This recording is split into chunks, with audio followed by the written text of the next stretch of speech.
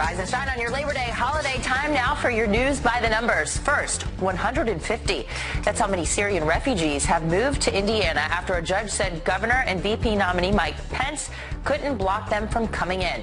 Next up, 45%. That's how many Americans have gotten into a fight about the election this year. And that's with either a friend, a family member, or a coworker. And finally, 50 feet. That's how far a tornado threw a potted plant after ripping it up from its roots. This incredible video shows the twister tearing through a medical marijuana garden in Oregon. All right, Pete, over to you. You got it. Well, turning now to a controversy brewing in Minnesota over a candidate, her marriage status, and allegations of immigration fraud. Ilhan Omar is poised to become the first Somali-American state lawmaker in U.S. history. But now questions surround her alleged marriage to two men at once, with accusations that one of those marriages is to her own brother, so that he could get into the U.S. Would be immigration fraud. Here to help us make sense of all this is Preya Samsudar. She's a writer who's been following this story very closely on a news site, Alpha News, Minnesota. Good morning, Preya. How are you?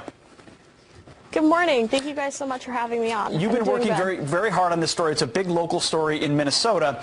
What is being uncovered? Obviously, it's historic that she's the first female Somali woman elected. What have you found that could be problematic? First of all, we were able to uncover that there were two marriage licenses, one in 2002 to her cultural husband by the name of Ahmed Hersey, or as we refer to him as Husband 1, and then one in 2009, which was a legal marriage, and that was to a man by the name of Ahmed Noor Saeed Almi, or who we refer to as Husband 2. As far as we know, there has been no attempts made to divorce Husband 2, and what we do know is that Husband 2 did attend North Dakota State University at the same time as Ilhan Omar. So you've got two marriages, which is not legal, and also allegations that the reason for the second marriage was to get her brother, so she would be marrying her brother, if that is true, to help him come to the United States. Was that how it's put together? Yes. We originally found a post by Scott Johnson of Powerline blog where these allegations were brought up on a Somali Spot forum by a member of the Somali community, where he alleged that Ms. Omar did in fact marry her brother in order to bring him into the United States. So I want to get to this. Ilhan, of course, denies this in a statement, saying a number of baseless, absurd rumors that don't bear repeating have been made recently about my personal life and family. Let me be clear, they are categorically false. I know deeply that the people of District 60B oppose Trump-style misogyny, racism, anti-immigration rhetoric, and Islamophobic division. So is this racism and Islamophobia, or is she? And why is this not being, mainstream media in Minnesota isn't really covering this? Why not? I have to say that I think that mainstream media here in Minnesota, they're afraid of being referred to by those Donald Trump-style tactics. I have to tell you, my investigation into the Ilhan Omar controversy has nothing to do with where she's from, the color of her skin, her gender, or her faith. It has to do with a young woman who has said that she wants to run for public office, and there are discrepancies in her background that do allege that she did marry her brother in order to bring him to the United States, therefore committing marriage and immigration fraud. Preya Samsudar, good old-fashioned investigative journalism at Alpha News. Thank you very much for joining us. We'll be following this story even more. Thank you, guys. You got it. All right, coming up, another sports star joining Colin Kaepernick in his unpatriotic protest during the national anthem. And we're getting the Labor Day celebration started early this morning. Yes, that's a hot dog. I've already had one. I will have a few more. But these aren't your average everyday hot dogs. The secret ingredient that you'll never expect. Next, stick around. Remember that time Brian and Steve got custom-made suits right out of the back of a car right here on the plaza?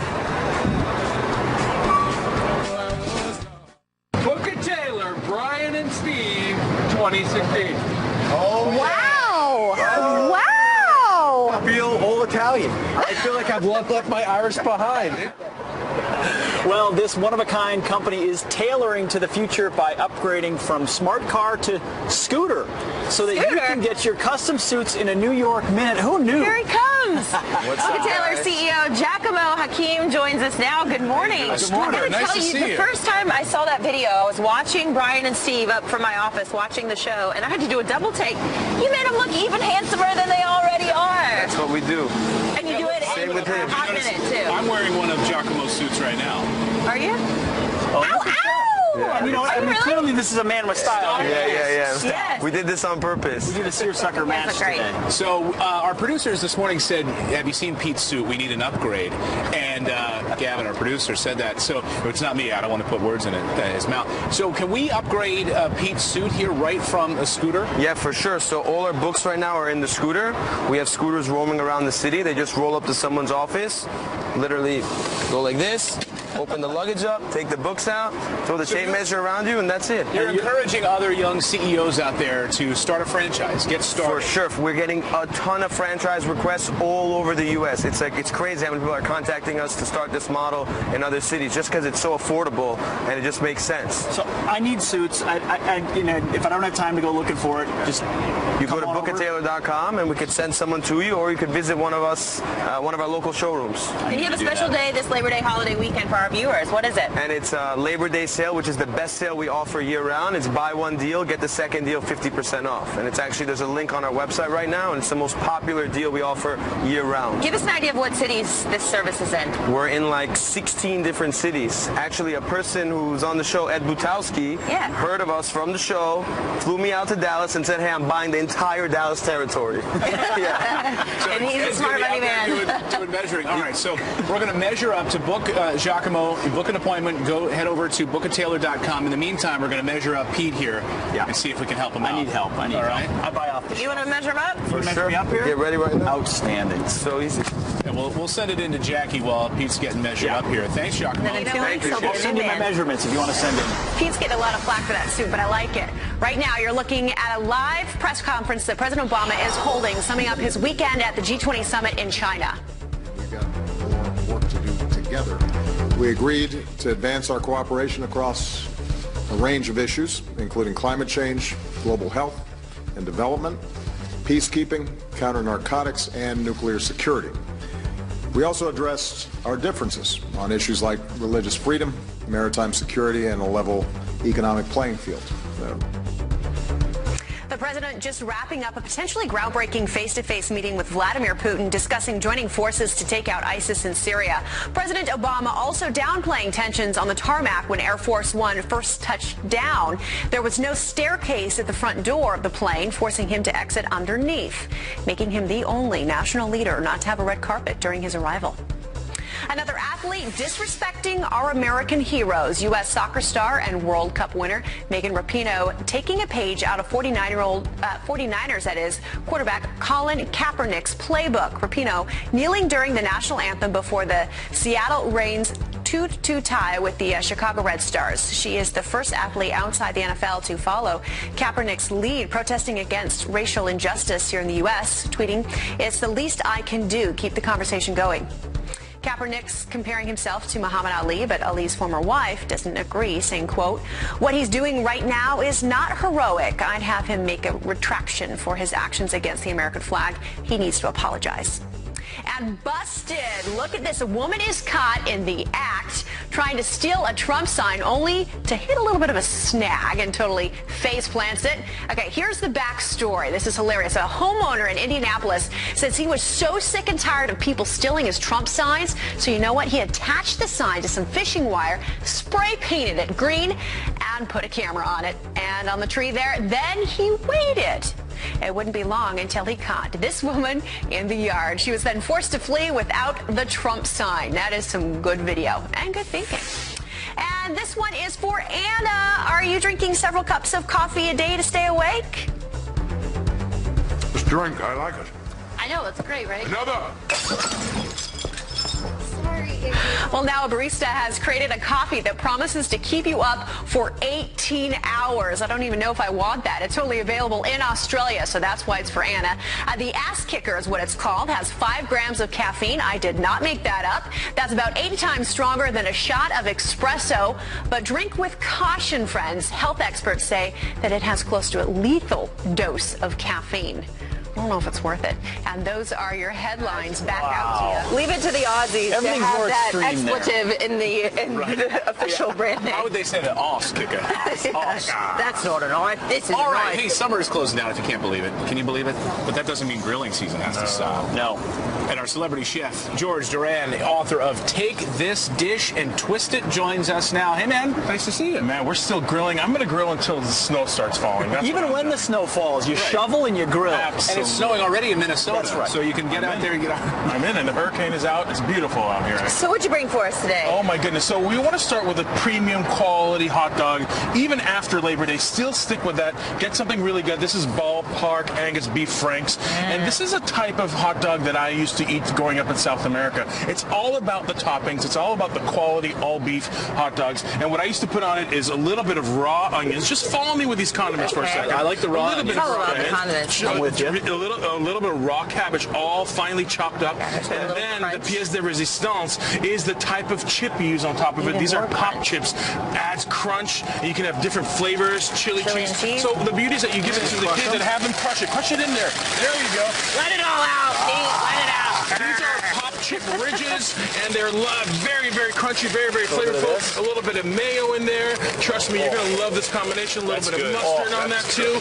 And, of course, hot dogs is the only thing I haven't put mayo on yet in my life, and I'm missing out. Usually it's the burgers. I knew I liked beef for a reason. But a hot dog? My wife hates mayo, but I love it. On the hot dog. Now, Here you Pete, go, you man. have Right this next to your sucker This is it's called a Venezuelan hot dog, and it just falls apart. But I'm telling you, the combination of flavors with that premium hot dog is going to blow you out of this park. All right, now we got to talk about the buffalo dip because I see this sizzling over here. This looks cream amazing. cheese, yogurt, chicken, mozzarella cheese, a little bit of Swiss cheese, and then of course the buffalo wing. You mix it all in, and the beauty is that you can bring it into a cast iron skillet, put it directly on the fire itself, mix it up. And how long are you cooking for it with the cast iron? Long time? No, you have to just heat it up 20 minutes, 25, it starts to bubbly, and then you take one of these pop chip ridges. These guys aren't fried, actually. They're only popped. They're only 4 grams of fat. Dip in there, so they're perfect for dipping. Yeah, you got to dip it. That's the whole point. It's not about that. I think you're just getting a chip. You got a nice big dip in there, and you just kind of just go in there and kind of just. The recipe will be on our website, foxandfriends.com, so you can join in on the fun. That is really amazing. That is amazing, brother. And I'm not just saying that because I'm on TV and I'm acting fake. No. That is fantastic. Hey, if you watch the Today Show. In the break. Yes. Thank you, Chef George Duran. Take this dish and twist it. What? You can't even talk. I'm going to take your cheese. They're just right over there. Sorry, Today Show. Sorry, Today Show. It's on. Spicy and hot. But Donald Trump tells a black congregation in Detroit this weekend that he's here to listen. But that's not what you'll read in the New York Times. Dr. Ben Carson here with the side of the story the mainstream media isn't telling you. And the video is incredible. A news cameraman at the scene of a horrible crash pulls a pregnant woman from the burning car. That hero joins us live just ahead. Should I go over to the Today Show and apologize?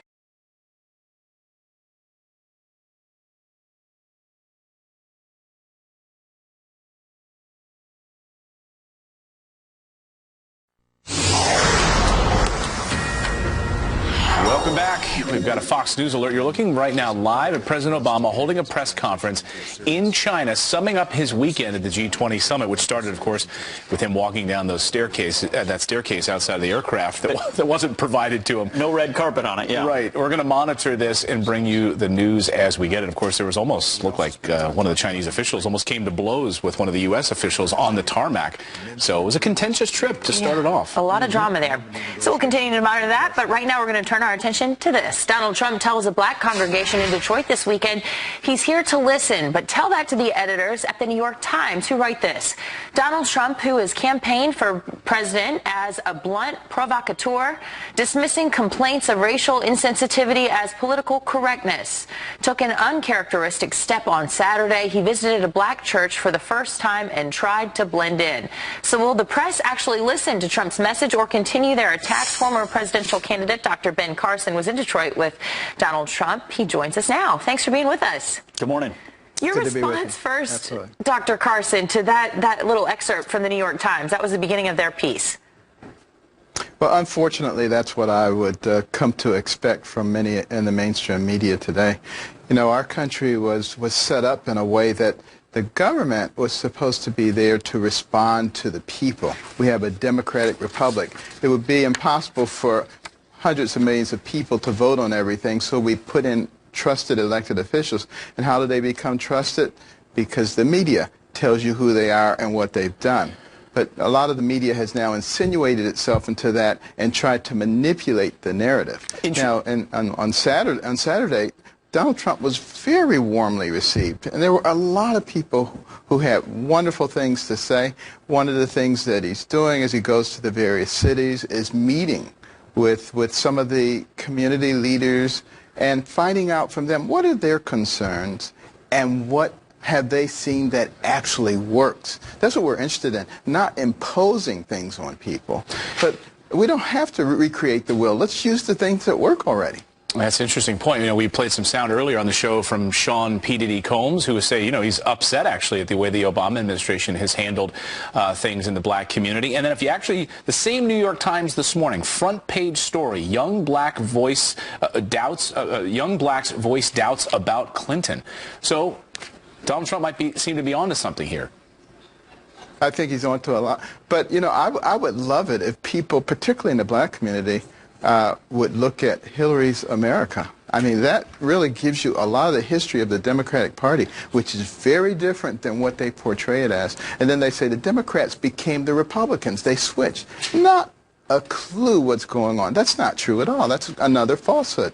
People need to know who they're dealing with. And really, I would like to see a situation where both parties competed for everyone's vote, not just the black community, but everyone, because America is supposed to be a place where we are united under one flag with a common goal. And it's supposed to be a land of opportunity for everyone. And the country cannot be great if our inner cities are not great. It all has to work hand in hand. Dr. Carson, of course, he's criticized if he doesn't talk to the black community, then criticized when he does talk to the black community. He said he was there to listen. Is there something in particular he took away from that or other visits, another angle in talking to leaders of the black community that's changed his viewpoint? There have been things that have reinforced it. And certainly, you know, going through some of those blighted areas, talking to people who are clearly very intelligent and have the same aspirations as everyone else, I think that helps tremendously in terms of formulation of policies. Is it enough to close the gap? A few weeks till early voting starts, Doctor? Some are saying maybe he should have started this dialogue a few months ago. What do you think?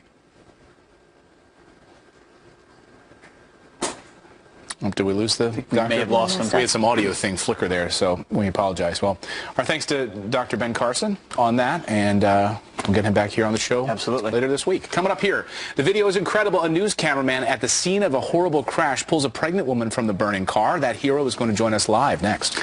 But first, go ahead, Anna. All right, on this day in, let's say it together, 1988, Guns N' Roses were topping the charts with their hit, Sweet Child of Mine. Oh, okay. I should have done it like that. You should have sang it. Not me.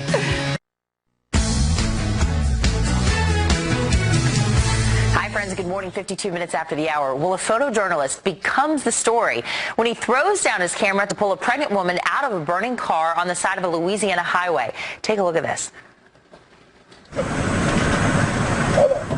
close are we to 444? Just a couple minutes. We're a couple minutes from 444. Is there any kids in there?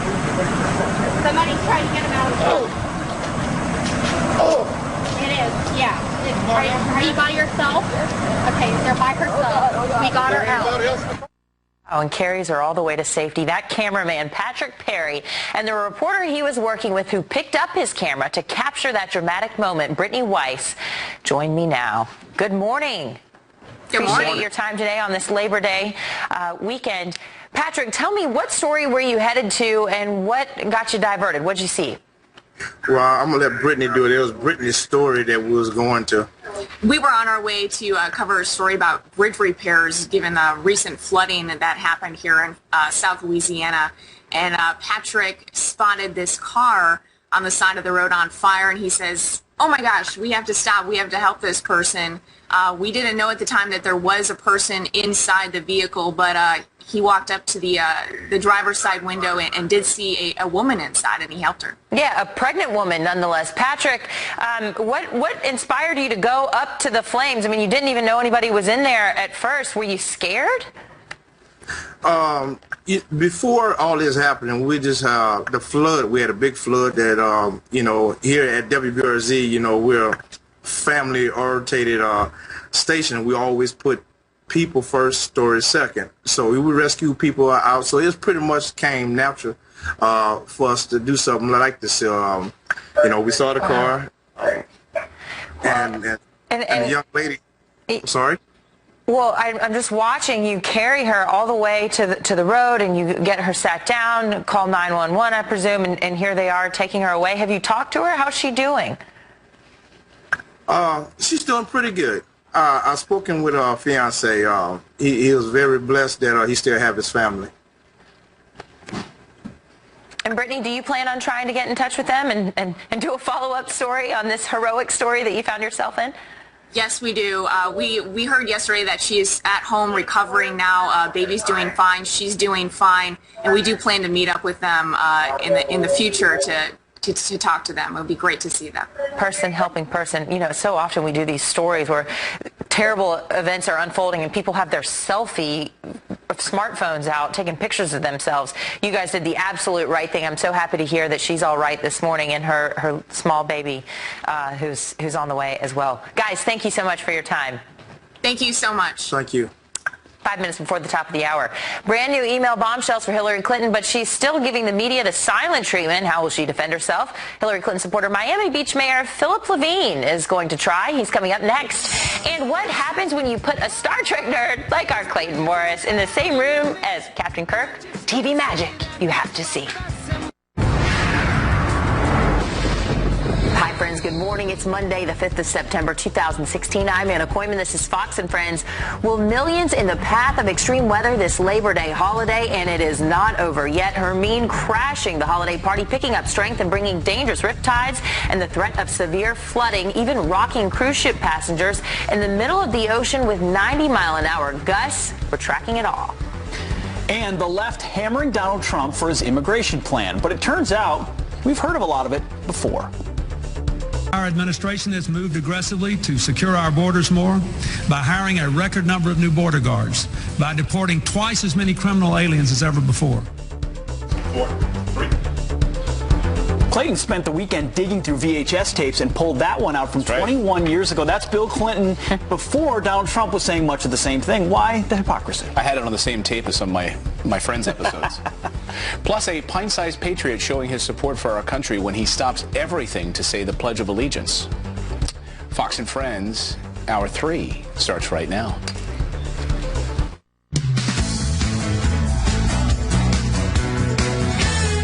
This is Anna Koyman's getaway vehicle. This is her last day on Fox and Friends, and she's leaving us in an RV and doing a road trip across the country before Not going to be getting away fast, I guess. I'm going to drive that thing all the way to Australia, Clayton. So are you going to be driving, or is your husband going to be? We are going to be switching off. Yep, and they're going to be making an appearance later on the show. I'm so sad that I'm leaving, but I'm excited about this new adventure. We're going to go RVing across the country and then fly out of California to start our new life in Australia. My husband got a new job there. So first stop is in Virginia, right? Virginia and Nashville, and I hope everybody follows me on social media. Okay. I'm trying to show my husband the best How can they follow America has to offer. Just find me on Instagram, Twitter, and Facebook. Those are the only outlets I have. But I'm going to be, doing the hashtag Proud American the whole way, and sea to shining sea. It's going to be great. Well, you will be missed. Enjoy this final hour. I love you guys. Soak it up. We love you so much, too. You will be missed. Jackie Ibanez is in this morning. We're in for Steve, Brian, and Ainsley, and Jackie's in for Heather this morning. Nice to see you. Good morning, guys. Good morning. Anna, we will definitely miss you, but we can't wait to see your adventures. You're very adventurous. We'll follow you. Breaking at this hour, friends, the hunt intensifying for a murder suspect who vanished from an interrogation room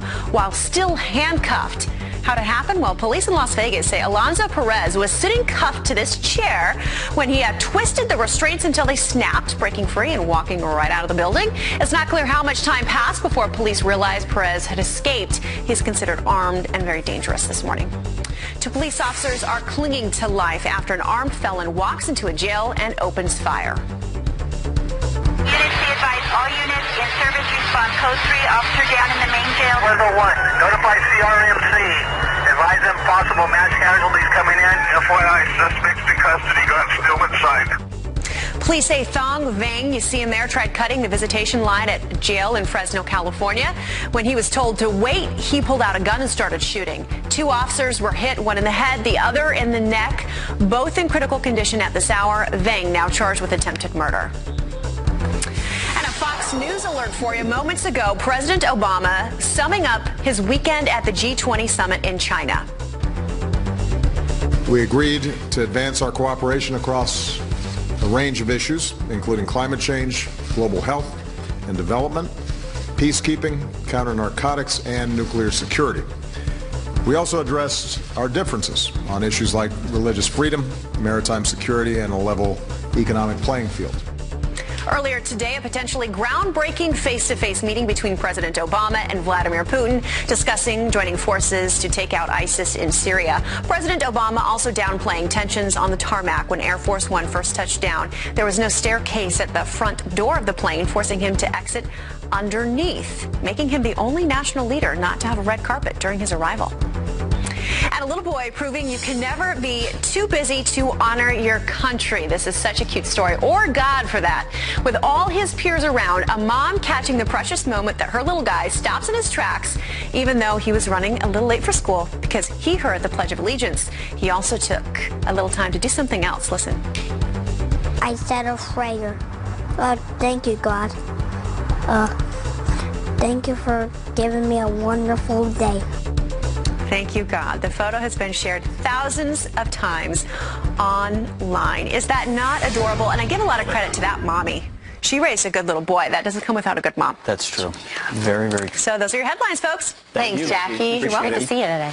Well, to the race for the White House now. Donald Trump and Hillary Clinton heading to the battleground state of Ohio today. This is a brand new poll, shows just how tight the race really is. That's right. Fox News senior political correspondent Mike Emanuel is live in Cleveland with the latest. Good morning, Mike. Pete, Anna Clayton, good morning to you. It's been more than 9 full months since Hillary Clinton did a full-blown news conference in the range of 275 days. This morning, the Clinton campaign has a brand new airplane for the final 9 weeks of this presidential campaign. It has the Hillary Clinton H on the side of it, some American flags, and the slogan, Stronger Together, as well. Clinton's running mate has hinted reporters will now get better access to the Democratic nominee.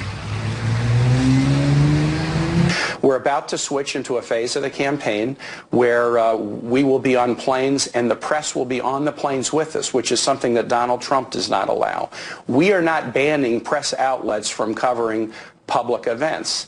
And so, look, all the time as Hillary's out on the trail, she's talking to the press, hundreds of interviews. I'm doing the same. The Labor Day to Election Day stretch, it's going to ramp up even more. The CBS News Battleground Tracker reveals a close race across the 13 states that they are tracking. 42% for Hillary Clinton, 40% for Donald Trump. The Real Clear Politics average of recent polls here in the state of Ohio reveals Hillary Clinton with a 3.8% point lead. And so, bottom line, that is why you see Donald Trump and Hillary Clinton in Ohio today. And you can expect plenty more visits from both candidates in the final 9 weeks. Back to you guys in New York. All right, Mike Emanuel live for us this morning. Thanks so much, Mike. We want to head to Miami Beach and Hillary Clinton supporter Philip Levine. Nice to see you this morning, sir. Welcome to the show. Thank you. Good morning. You heard Tim Kaine there saying that, Hillary's going to be made available, and yet she hasn't been made available. 274 days until we've seen Hillary Clinton give a press conference. I've said I think this is a smart strategy. Hillary Clinton does not like the press. She tries to keep the press at arm's length, arm's distance. This is a smart strategy for her, is it not? Is this all part of it? Keep the press away until Election Day? Well, I don't think it's a strategy, and I think Secretary Clinton has been very available to the press. She's always taking questions from the press. And, of course, now that she has a brand new big aircraft, you're going to see all the press flying around with her. But, listen, she's been in public office for, I think, in that world for 30, 35 years. And, when you have the press constantly asking her the same questions, I could do the press conference right now. Tell us about your emails. Well, the FBI absolved her and there's no criminal intent. And tell us about Benghazi. Well, the Congress did a huge hearing and there's been, no determination of wrongdoing, or, tell us about the foundation. And, of course, the same question, there is no pay to play. So I think that a lot of times when you get the same questions over over a lot of time, that gets very tedious when I think Secretary Clinton likes to focus on how can she make life better for average Americans. What are we doing about Zika? What's happening with climate change? How do we raise the middle class? And I think these are more pertinent questions, and I believe going forward, hopefully we'll get more into policy, which I think Secretary Clinton, that is her real strength, is what can she do to make America, a better place for everyone to live. Well, she's running as saying that she is the most qualified candidate to ever run for President of the United States. Yet as Secretary of State, what we're finding from these the documents that were dumped over the weekend on Friday, on this holiday weekend, that many are saying curious timing, that she didn't understand what the C meant in her emails and may have mishandled classified information, and that she thought it was alphabetical, like ABC, and that's what the C meant. How is she going to fight that off?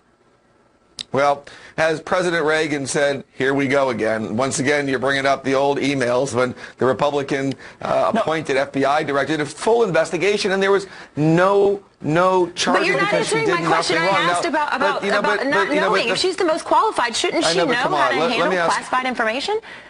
I think she absolutely does, and we know that she does, and she was an incredible Secretary of State, but the FBI said there was no criminal take. Now, did she make a mistake? Did she make a mistake? I think she said over and over again she did make a mistake. Mr. Mayor, you say... Why can't we talk about what's really relevant to the American people? Why do we have to keep let's talk going about what's back relevant to the American people. You say time and time again, like every Clinton surrogate, she was a fantastic Secretary of State. Please name for me, if you would, what are her top foreign policy accomplishment? Well, I think one of the top things she did, of course, is put together that coalition to really put the sanctions against Iran. And it led us to a great nuclear deal. And I think that was very, very important. And I think the fact that Iran has a deal which doesn't allow them to have nuclear weapons as opposed to going directly to war with Iran. So she's running on the sanctions that they're violating right now. So she's running on the sanctions that they've already violated? I think they're not necessarily violating them. I think, of course, once again, I know there's no such thing as fact anymore. We all try to come out with things that sound good on TV. But the fact of the matter is, let's be honest, the fact it was a great deal, and she's been a great Secretary of State. Mr. Mayor, I want to talk about what she said in that FBI document, because this isn't new. What we just learned on Friday is all new to us. 58 pages of what we just learned. And one of the things that came out was this defense that she couldn't recall certain briefings because of a brain injury. Now, the Trump campaign has even gone so far as to claim brain damage for Hillary Clinton. And your response to that, she on the one hand is saying, I don't remember, and then trying to play it the other way and saying that, my time in office was I was a fantastic Secretary of State. Can she have it both ways, to both lay claim to not remembering and also laying claim to being a fantastic Secretary of State?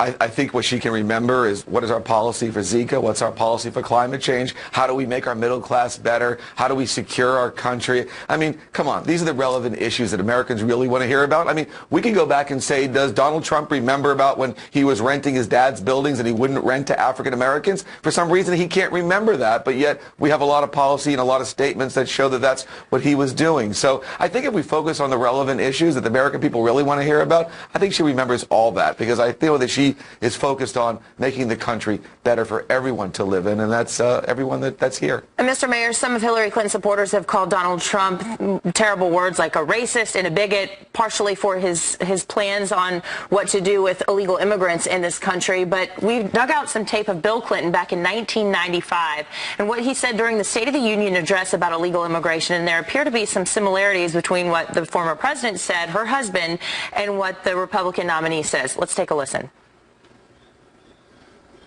All Americans, not only in the states most heavily affected, but in every place in this country, are rightly disturbed by the large numbers of illegal aliens entering our country.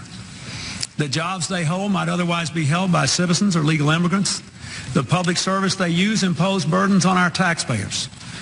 That's why our administration has moved aggressively to secure our borders more, by hiring a record number of new border guards, by deporting twice as many criminal aliens as ever before, by cracking down on illegal hiring, by barring welfare benefits to illegal aliens. What do you think about that tape that we just dug out, Mr. Mayor? Well, you know what's amazing? I think what's amazing is the fact that we're litigating a policy for over 20 years ago when the country was in a very different situation.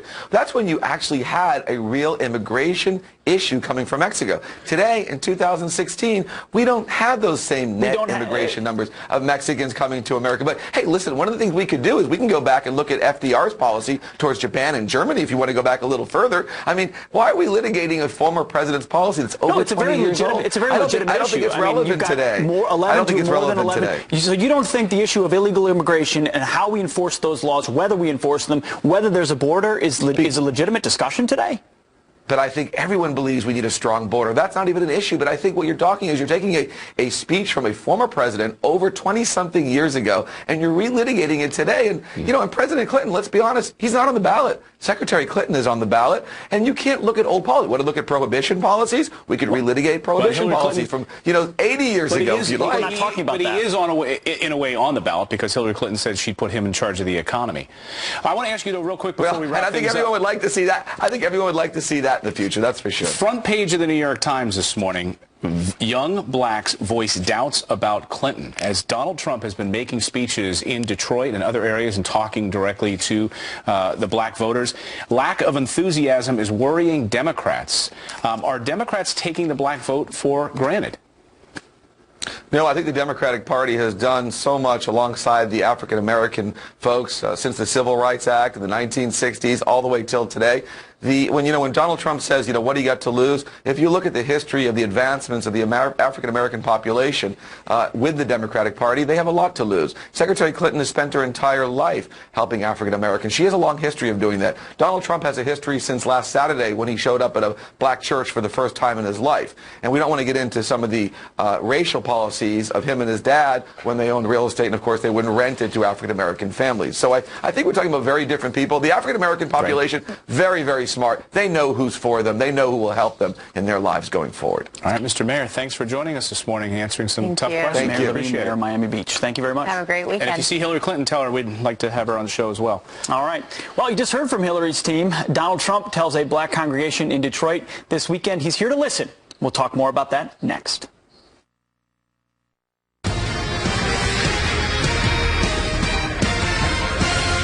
And welcome back. Donald Trump appealing to African Americans over the weekend with a visit to a Detroit church. Well, the question is, will this help Trump with the black vote? Let's ask Pastor Darrell Scott. He's a Trump surrogate who was with the nominee over the weekend. Darrell, thanks for joining us this morning. So a lot of people spinning this visit. What was it like being there? What kind of reaction did Donald Trump get? I thought he got a very pleasant reaction. The members of the congregation, as well as Bishop Wayne T. Jackson and his lovely wife, were all pleasantly impressed by Mr. Trump. They saw a side of Donald Trump that I've been seeing for years. They saw his sincerity. They saw his, and this is a term that a lot of people don't expect, but they saw his humility and his graciousness and his down-to-earth demeanor. And so he had a wonderful time. In fact, he had a great time. I rode with him in the motorcade. Afterwards, we went to Ben Carson's house that he grew up in. And then we rode together to the airport, and he had a wonderful time. I mean, his reflections on the meeting were very pleasant. He remarked at how well the pastor's wife could sing and how much he enjoyed the church service, and actually almost stopped and got barbecue from one of the street vendors, but, the entire motorcade would have had to stop, so we couldn't do that. So he had a wonderful time in Detroit. He really, really did. It was genuine. He didn't feel uncomfortable or uneasy at all. And he had a great time at church. I mean, and he was actually on beat when he clapped. Who knew? Donald Trump has rhythm. We learn something new every day. Yeah, he did have rhythm. Actually, we saw him on Saturday Night Live doing the Drake video, so I guess we knew that. I want to ask you, though, some of his critics ahead of his arrival there said that he was pandering to African Americans and that he was about to do this speech or Q&A with the pastor and that some of the questions were going to be scripted and the answers were scripted. How did it all play out? You said he was very genuine while he was there. How did that part play out? Okay. And was there controversy surrounding it on the ground? Well, first of all, a lot of critics that don't know the backstory don't know what they're talking about. In December of 2015, I led a group of 108 pastors to New York to meet with Donald Trump at Trump Tower, and Terry Arnold, the president of the Impact Network, was in attendance. And right there, back in December 2015, Mr. Trump made a promise to the Impact Network that when I do began to engage African Americans on their platform, I will engage Impact because Impact is the largest African American owned and operated gospel network in America. So he made that promise almost a year ago. And so it was simply a fulfillment of promise. And when he found out that Bishop Jackson was having church that day as well, he was able to kill two birds with one stone. He said, I would like to attend service.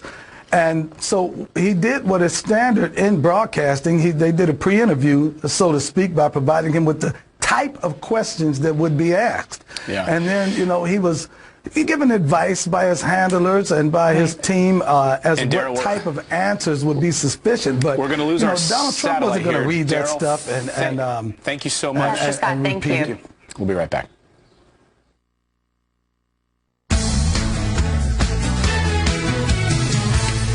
Hi, everybody. Star Trek celebrates its 50th anniversary this week. Space, the final frontier. These are the voyages of the Starship Enterprise. Thousands of Trekkers paying tribute over the weekend at Star Trek's Mission New York. Well, Fox and Friends' own Trekker, Clayton Morris, was there and got a chance to speak with the original Captain Kirk himself. Watch this. Yeah.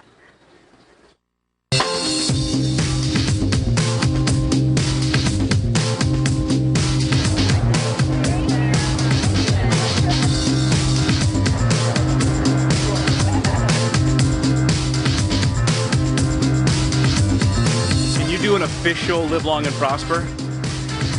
Live long and prosper. You got it. The captain seat. I got to get in this. Oh, yeah. I could get used to this. Yeah, it's not bad. It's not bad. It's not bad. It needs a little bit more lumbar support. Of all the original Star Trek characters, let me guess who your favorite character is. Would it happen to be Scotty? Do you like to hit the Scotch whiskey like Scotty? Used to. I know this ship like the back of my hand. We're going to go sit down with the original Captain James T. Kirk. Come on. I don't know how you managed to stay so busy. You've got a brand new book. It's called Zero G. It's a pure science fiction read. It's a wonderful science fiction book. It's an exciting read about the FBI in space 50 years from now. We see you as Captain Kirk. We know you're the science fiction, but do you sit there and think about those things? But the wonder of it is enormous. These are the voyages of the Starship Enterprise. Its 5-year mission to explore strange new worlds. Star Trek is just such a phenomenon. When you were doing the first 3 seasons of Star Trek, I know that you had no idea. Well, I did. I wanted to be on Fox and Friends in 50 years. 79 episodes. Was there any one episode that stands out to you as one of your favorites? No. There were shows that had such brilliant ideas behind them that they're unforgettable. Race relations. So a guy's half white and half black here. Another guy's half white here and half black there. And they hate each other because they're colored. You were the product of our love. You repaid us with murder. Why should a slave show mercy to the enslaver? The stupidity of race confrontation is, and yet they were passionate about it. It was a great show. Thinking about Gene Roddenberry, the creator of this, if he were here today, what do you think he would think of the phenomenon 50 years later? What do you think he would say about it? You could put a square, a border around a character and say, this is what the character does, this is what his motivation is, and when a problem comes up, you would face the problem with these characteristics, and then this other character.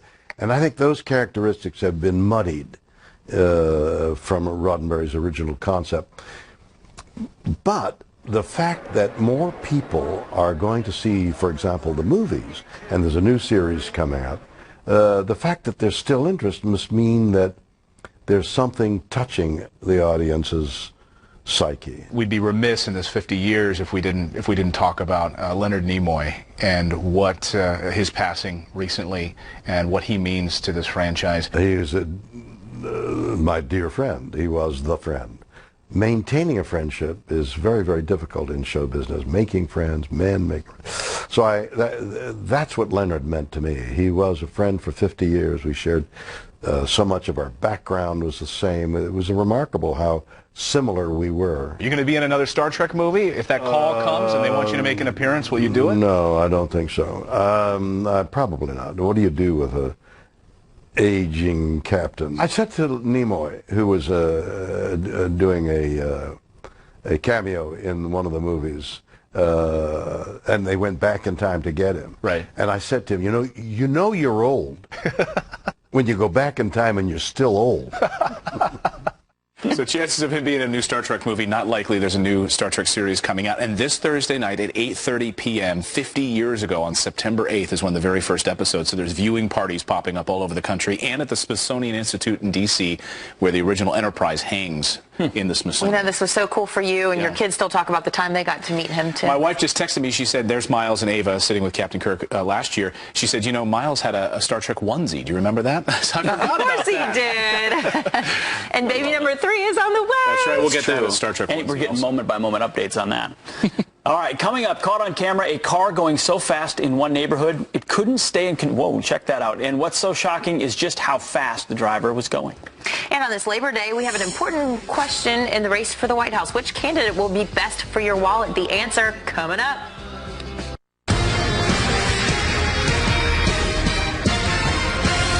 Good morning. When it comes to getting you a better job and a bigger paycheck, both candidates have made plenty of promises. But which presidential nominee can actually walk the walk and get the job done? Let's ask Travis Brown, the co-founder of Pelopidas, a marketing and lobbying firm, and the author of How Money Walks. Travis, nice to see you this morning. It's good to be back. All right, let's dive into some of the economic plans here. Let's start with Donald Trump and what this would mean for top earners. Tell us about the top. Well, when you look at the economic plan or part of the tax reform plans proposed by both candidates, it really gets down to what are you going to do about work? Are we going to reward more work in America or punish work? And our federal income tax rates proposed by both candidates, do different things. Donald Trump wants to reward work for the top earners and middle-income Americans across by lowering the tax rate. Our federal income tax rate is just a price on work. So he wants to lower that for both corporate and individual earners, where Hillary Clinton wants to raise it. What about the middle class? Well, for anyone that's working, pass-through incomes and small business, that's a big difference in the tax plan as well. Hillary Clinton leaves that alone. Donald Trump wants to lower that, essentially doing for small business income what he proposes for corporate taxes, lowering 39.6% rates down to about 15% rate. That's a huge change, a big injection into the economy for work. Is he going to get the support in Congress to be able to do something that dramatic? Well, that's one of the big differences when you're looking at and asking tough questions in the weeks ahead with these debates coming up. You want to think about what's the impact on overall work. When we raise the price of something, we know we get less of it. So if we're raising the price on work at the state and federal level, then we can expect less work. If Donald Trump is lowering that price of work, then we want to see more of that. Essentially, Donald Trump's plan is very similar to Speaker Ryan's, which makes it more likely that it could get through Congress, at least elements of that plan. And where do the candidates stand on raising the minimum wage?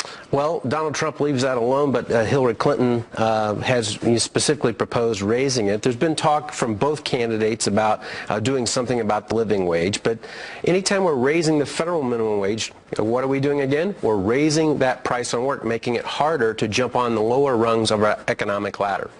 Both candidates have talked about going after corporations who want to send their jobs overseas, keeping more jobs here in the United States, Hillary Clinton and Donald Trump. Where do they differ on this plan to keep American jobs here? Well, again, if you're going to reward and reinvestment in America from corporations that have profits overseas, Donald Trump proposes to do that by lowering the corporate income tax rate.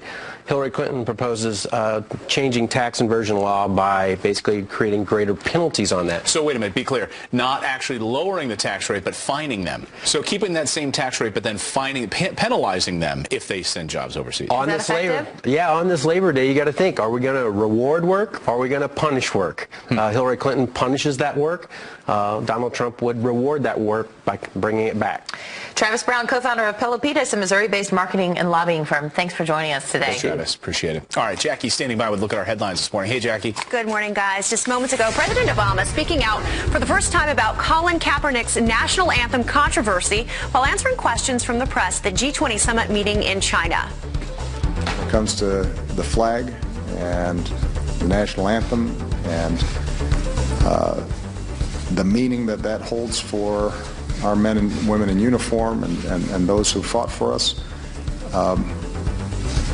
that is a tough thing for them to get past, to then hear what his deeper concerns are. But I don't doubt his sincerity based on what I've heard. As you know, Kaepernick created a firestorm 2 weeks ago by sitting down during the national anthem. He says he will continue doing so indefinitely. However, local police have threatened to boycott security at the stadium if he continues doing that. And is Apple's App Store picking sides in the presidential election? Developers claiming Apple originally rejected their Hide It Hillary app. It's a game based on Clinton's mishandling of government documents on the grounds it could be considered defamatory or mean-spirited. But games like Punch Trump and Trump Toss are all available to buy. Apple eventually accepted Hide It Hillary. You can now get it for 99 cents at the App Store. And take a look at this jaw-dropping video showing a lightning-fast crash happening in the blink of an eye. It's so scary. A driver doing 100 in a 25-mile-per-hour zone. Come on, losing control, taking out a fence and a light pole before smashing into a tree and two buildings packed with people. The impact leaving a trail of smoke and littering a neighborhood in Wisconsin with debris. That driver is seriously hurt. People inside the buildings, we're told, are okay. That is remarkable. Back to you guys. Thanks, Jackie. Thank you. Well, Anna is leaving Fox and Friends to head down under, but she made a ton of memories right here, and we're reliving our favorites straight ahead. Turning now to extreme weather, Hermione. Is it Hermione? Hermione Granger from Harry Potter, gaining strength, putting the East Coast in its crosshairs. That's right. Thunderous waves crashing coastal city shores and sending water flying up on some cruise ships in the Atlantic. Yeah, folks, they're reporting seasickness and some even being trapped in their rooms, they feel like, because they're so sick out on board. Maria Molina is live in Atlantic City, New Jersey, tracking the very latest for us. Good morning, Maria.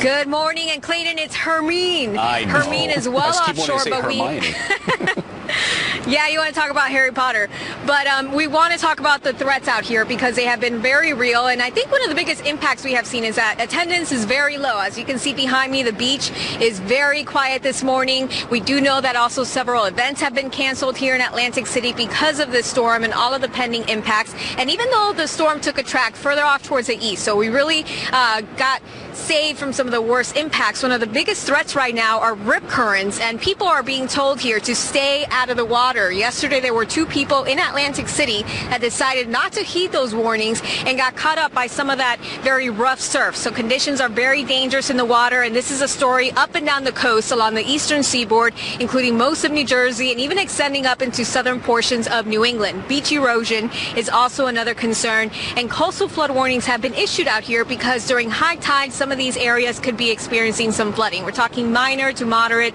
potentially localized, even some areas major as we head farther off towards the north. Tropical storm warnings are still in effect out there across portions of Long Island, but I want to talk a little bit broader about Hermine because this storm system made landfall and ended Florida's hurricane drought, made landfall as a Category 1 hurricane, and on the tail end of that system, we actually had a water spout occur in Panama City Beach, Florida, and we want to share that video with you because, again, this is just another one of those threats with these tropical type systems. You tend to see some activity like that, and otherwise now the storm has moved offshore. We know it is east of the northeast over the open Atlantic, but those tropical storm warnings that are in effect across Long Island and southern portions of New England is because the storm could actually bend back towards the coast. It still has maximum sustained winds of 70 miles per hour just about, and we do anticipate that some of those tropical storm force winds could impact those regions. So that's something to watch out for, in addition to coastal concerns like flooding and also beach erosion that will continue to be a threat. Let's head over to you in New York. And by the way, Anna, I want to talk to you because I'm not in New York City. I'm out here on the beach, but I do want to say I'm going to miss working with you so much. I know it's your last show, and I'm bummed I'm not going to get to see you in person, but I'm going to miss you. I'm going to miss you too, Maria. Yeah, we started about the same time and got engaged about the same time and got married about the same time. Maria, thank you for everything. And now we're leaving about the same time. And now we're leaving about Best the same time. Best wishes, Australia. Should join her on her cross-country road trip, Maria. It's true. Yeah. Which is Anna's last day on Fox and Friends. It is, and we're celebrating all of her years here with us. In San Bernardino, Seaside Heights, Clark Summit, Pennsylvania, Chicago, Staten Island. In New York, Anna Koyman, Fox News. Look at all those hairstyles. Hairstyle differences from fun moments on the show to her dance moves, which she's got many, to her coverage of stories across the country. More of the best is next, including probably some Anna singing, I would imagine. Back with some quick racing headlines. Did Tony Stewart intentionally crash into this car? The racer appearing to deliberately cause Brian Scott to spin out during NASCAR's Southern 500 at Darlington Raceway. Scott says it happened after he accidentally blocked Stewart while Stewart's meeting with NASCAR over the incident. And a NASCAR truck race capped off by a crazy fight along the pit. Check that out. Cole Custer bum rushing and attacking John Nemechek, accusing him of racing dirty. Here's a look at the finish. You can see the cars door to door. Nemechek says he raced clean, although it looks like they're bumping up to the finish line. We're reporting. Well, you decide.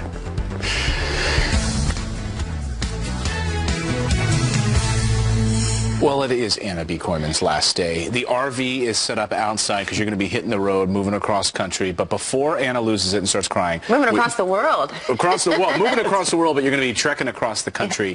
We're going to take a look back at some of Anna's great moments here on Fox and Friends. Take a look.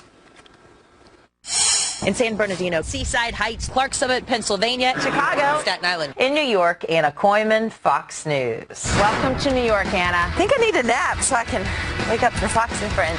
Anna Koyman in her spot. Our thanks to Anna Koyman for filling in for Anna.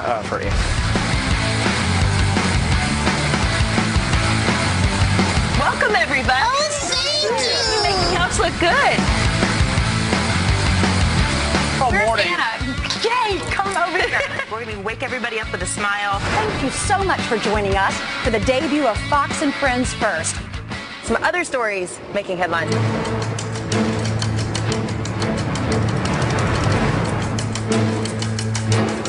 You want Fox and Friends, right?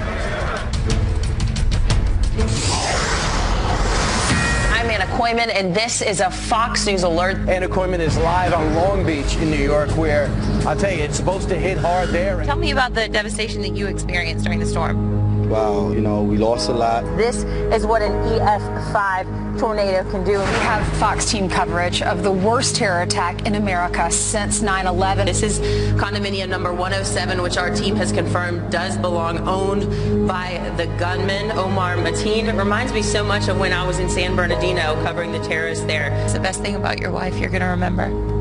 Everything. Here at Fox and Friends Weekend, I'm Anna Koyman.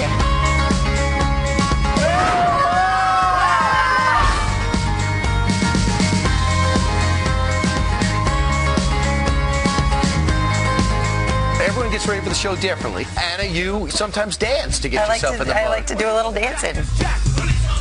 You know what I mean? Pass me up, confronted all the dope fiends. If there was a problem, yo, I'll solve it. Check out the hook when my DJ revolves it. Let me hear you. Anna B. Koyman, really a great singer. They walk alike, they talk alike. Put some music on the soft and slow. Down into the flames when higher. It's gonna be hot.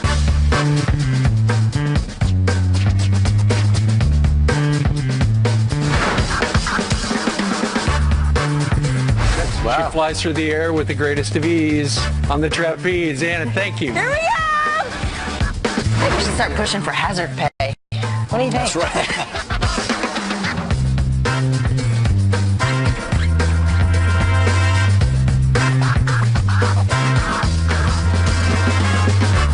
You're going to teach me to drive. Let's go. All right.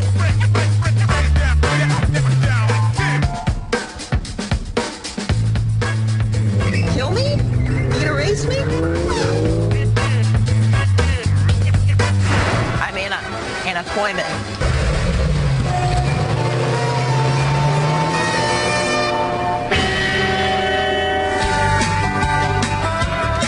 Pack your bags, Anna. It's time for another road trip.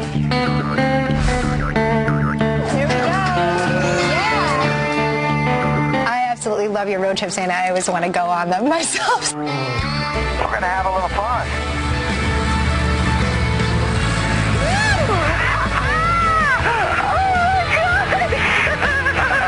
This is definitely the coolest shoot ever. It's the intrepid Anna Koyman. Anna Koyman does it all. I'm going to compete against Anna B. Koyman? I'm stupid?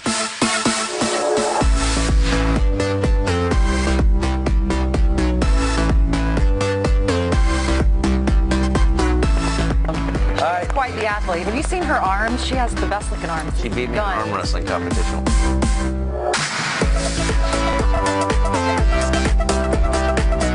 If you're looking to be active, you don't need to get an expensive gym membership. Just get a dog.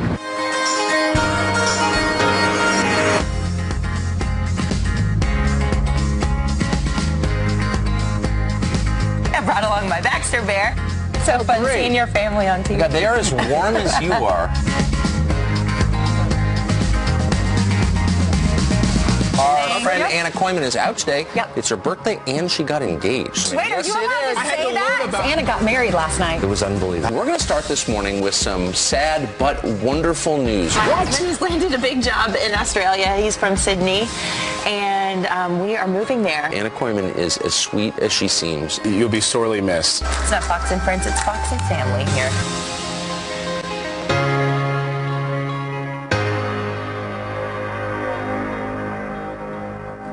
It's unbelievable. That's just a taste of the incredible experiences I've had on this show over the last 5 years. And I want to say a big thank you to Sam Honig, the field producer, one of my best friends here at Fox News Channel, for putting that amazing piece together. I can't imagine how many hours that took you to do, Sam. And she's traveled with you to so many of those places as well. And real quick, Lauren Pedersen and Bill Shine and Suzanne Scott, I mean, you made my dreams come true here. So everybody loves you here. There's not a bad word about Anna Koyman.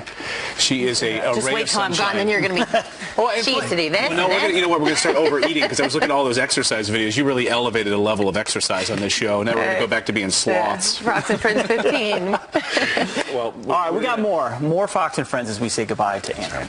And she's about to get into that RV with her husband, her family, and the dog. They're going to join us in just moments and head across the country. Oh, there's Baxter and Tim. Well, we end our show in a sad way today as we say goodbye to one of our best friends, a person we love deeply, Anna Koyman. She is about to embark on a journey across the world and start a new adventure in the land down under. So here is the RV that you're about to. Who are these folks that you have here with us? Well, you know Big Daddy Rich Salgado. He brought some pizza and some cake for us to celebrate. And brought some Umberto's pizza. Yeah, as always. And my mom and dad, I'm going to miss you guys so much. This is so exciting for us. But gosh, I'm going to miss you. And who's the guy responsible? My amazing husband. Maybe we'll be back one day. I'm the guilty one. No, you changed my life, babe. I love you so much. And I can't wait to go spend some time with your family. This is Baxter Bear, and he's going to come too, aren't you? Well, we got you some flowers here. You guys want to go get on the RV? Hey, take your champagne with you, too. I'm going to miss you. And don't forget your cake. Oh, we're going to bring the cake. I'll carry the cake. I'll take the pizza. Oh, there you go. All right, ready? Can we come with, do you think? Let's go. Yeah, let's go. All right. Just